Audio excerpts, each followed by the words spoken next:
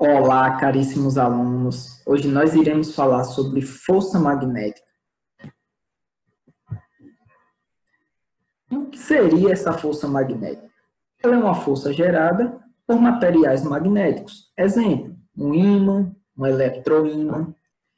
Se uma carga estiver passando no local da ação de uma força magnética, essa carga elétrica ela pode acabar tendo um desvio, tá bom? A força magnética pode ser medida através desta equação, onde F é a força magnética, esse Q aqui simboliza a carga que está passando no campo magnético, V é a velocidade dessa carga, B é o campo magnético, e esse θ aqui seria o ângulo entre o campo magnético e o vetor velocidade dessa carga. Só relembrando, força tem que ser dada em newtons, a carga elétrica em coulomb, a velocidade em metros por segundo e o campo magnético tem que ser dado em Tesla. A força magnética, naturalmente, pode acabar modificando a direção da partícula quando entra no campo magnético, tá bom? Só que para a gente saber para onde é que essa direção vai pender, a gente tem que primeiro saber para onde é que está apontando a direção da força magnética. E para a gente conseguir calcular a direção, ou melhor, indicar a direção dessa força magnética, a gente tem que aprender uma regrinha que é chamada de regra da mão esquerda. Primeiramente, a gente tem que pegar a mão esquerda e denominar algumas coisas aqui para os nossos dedos, tá bom? Primeiro, o polegar vai simbolizar a força magnética. O dedo indicador vai simbolizar o campo magnético e o dedo médio vai estar simbolizando o vetor velocidade da carga. Mais na frente a gente vai ver que esse dedo médio também pode estar simbolizando o sentido da corrente elétrica que está passando em um fio. Por enquanto, vamos considerar apenas a parte da carga que está imersa em um campo magnético, tá bom?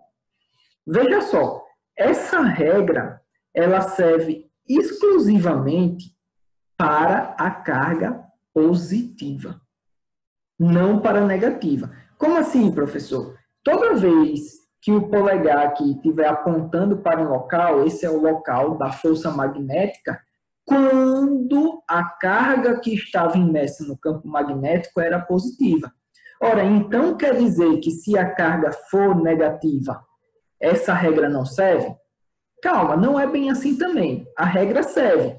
Só que o polegar agora não vai mais apontar no sentido exato da força magnética. Ele aponta na direção. No caso aqui, vertical, o sentido para cima. Mas, na verdade, se a carga fosse uma carga negativa, o sentido real seria para baixo. Ou seja, é o que está sendo dito bem aqui nessa parte da atenção. Olha.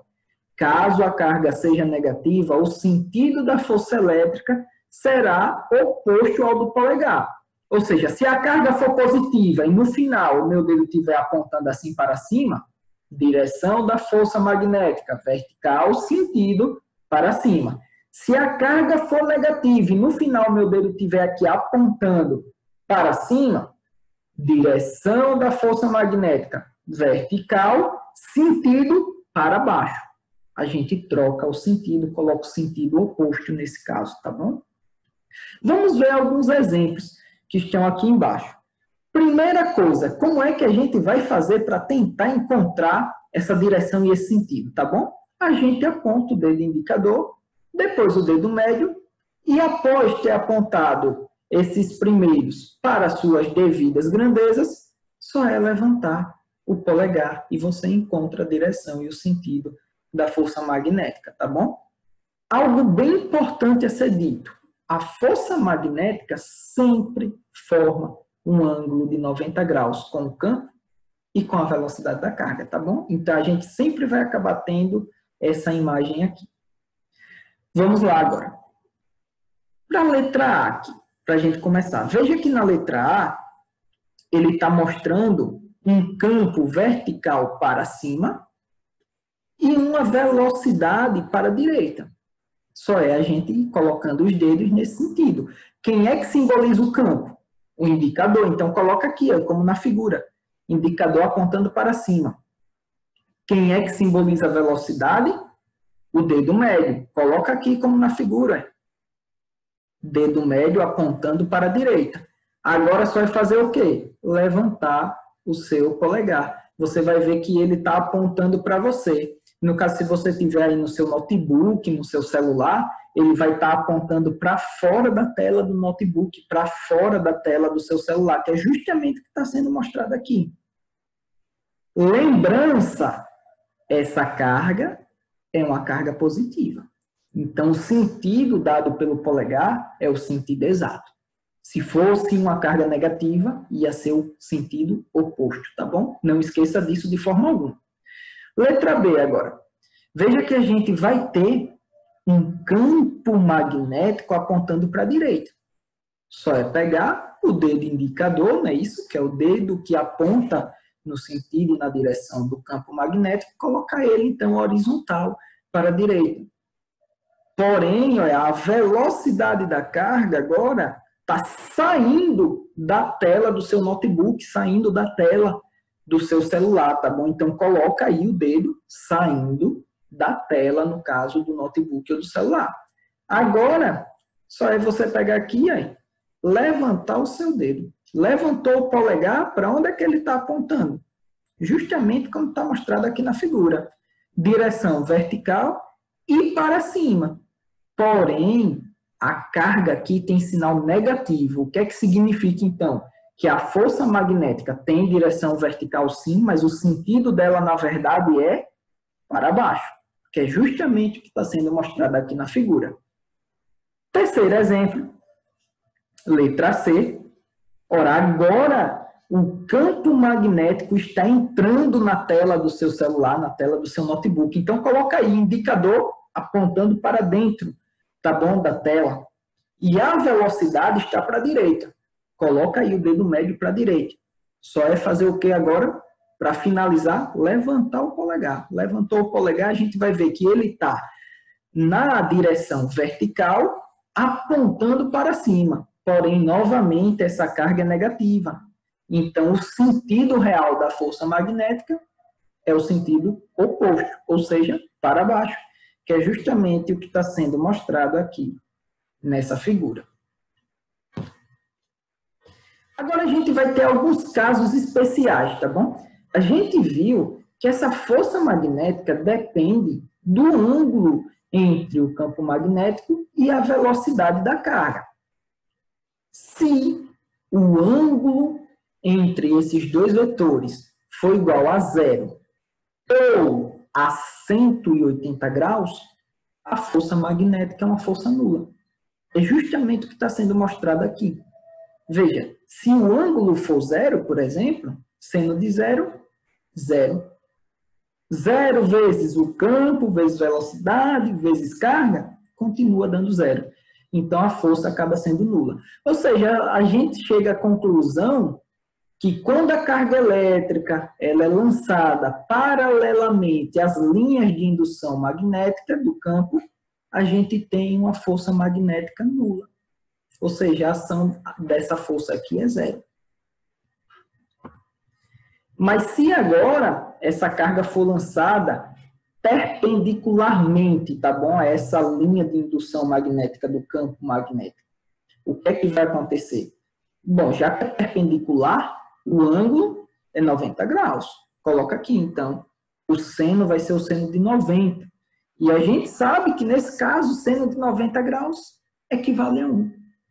Ou seja, a força magnética agora acaba virando esta equação.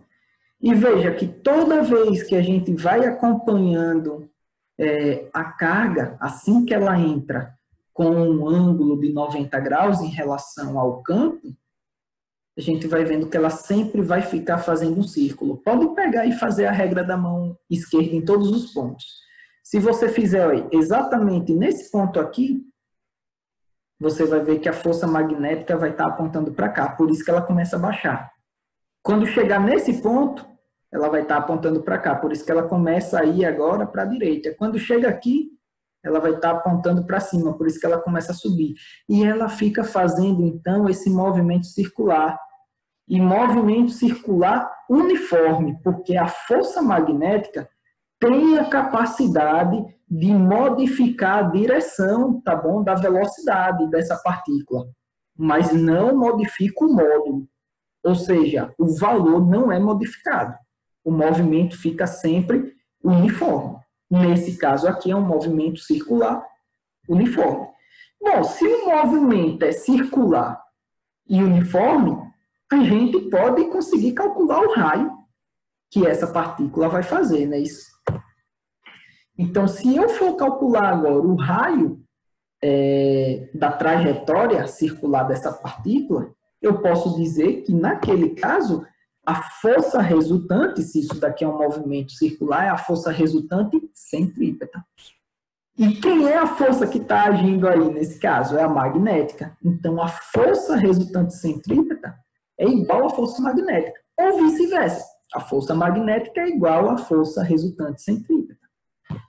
Substituindo as equações, força magnética, no caso do ângulo ser 90 graus, a gente acabou de ver que é a carga, o módulo da carga, né, nesse caso, vezes a velocidade, vezes o campo magnético, e a força resultante centrípeta, lá do primeiro ano, a gente lembra que ela é massa vezes velocidade ao quadrado dividido pelo raio da trajetória.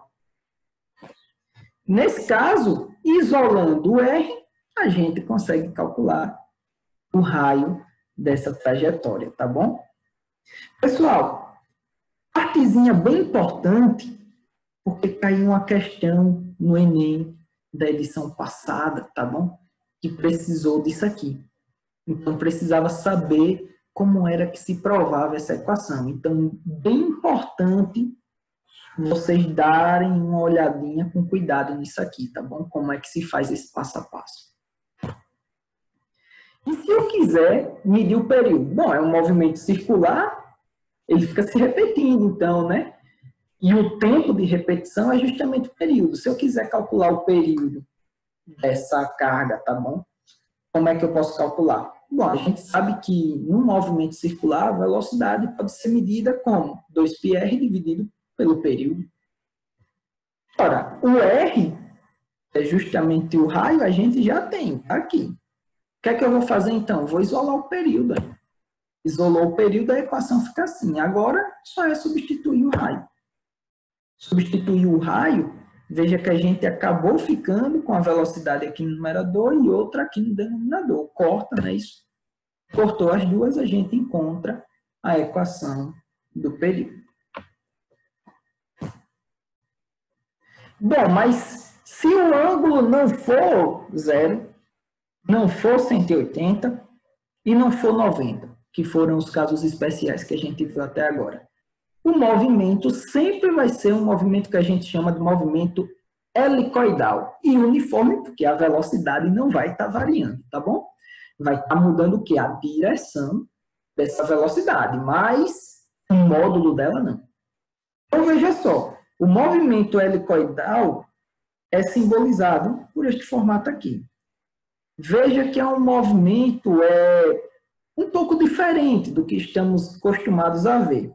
Só que não é nada do outro mundo também. A gente pode simplesmente, para facilitar, decompor isso daqui em dois eixos, o horizontal e o vertical, e analisar esse movimento separadamente. Veja que se a gente for analisar na parte aqui horizontal, a gente vai ter uma direção perpendicular à linha de indução, ou seja, essa linha de campo magnético, e com isso, se é perpendicular, a gente sabe que Vx vai formar um movimento circular uniforme. A gente já viu isso no slide passado. Já se a gente for pegar aqui a direção vertical, ou seja, Vy agora, veja que o ângulo ou vai ser de 0, nesse caso é de 0, ou 180, né, se ele estivesse apontando para baixo aqui. Nesses dois casos, a força magnética é nula, então a gente ia ter um movimento retilíneo uniforme. Então dá para a gente estudar esse movimento helicoidal simplesmente decompondo ele nesses dois eixos, tá bom? E estudando eles separadamente. Agora, força magnética sobre um fio condutor reto. Bom, bem parecido com o que aconteceu lá com a carga, tá bom? A força magnética pode acabar desviando, movimentando o fio, mas em alguns casos. Em outros, como no caso da carga, a força magnética pode ser nula, tá bom? E como é que a gente vai saber se ela é nula ou não? Vai depender aí, nesse caso, desse ângulo. E vai depender também da corrente, né? Se eu quero achar o módulo, no caso dessa força magnética, ele depende da corrente. Cadê a corrente aqui na equação? Bom, por enquanto não está. Mas a gente já viu, no início desse ano, que corrente elétrica é igual a carga ou variação do tempo. Nesse caso, então, se eu isolar a carga, eu encontro que essa carga é a corrente vezes o tempo. É daqui que surge a corrente nessa equação, tá bom? E, ora, a velocidade a gente já sabe, desde o primeiro ano, que ela é o quê? Variação, nesse caso, da distância pela variação do tempo. Nesse caso, quem é a distância aqui? A distância é o comprimento do fio. É a distância que a carga vai estar percorrendo. Então, nesse caso, a velocidade fica neste formato. L, que é o comprimento do fio, dividido por ΔT, que é esse tempo. Substituindo essas duas informações aqui na equação da força magnética, ela vai ficar assim. Veja que dá para a gente cortar o ΔT. E no final, a gente encontra a força magnética, no caso, para um fio condutor reto. Atenção, pessoal. Caso o ângulo seja de 0 grau ou 180 graus, a força magnética será nula. Novamente, aquele mesmo caso ainda está dependendo do seno. E o seno zera quando o ângulo é 0 ou 180.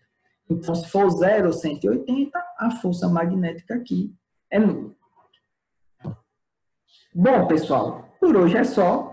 Obrigado pela atenção e até a nossa próxima aula.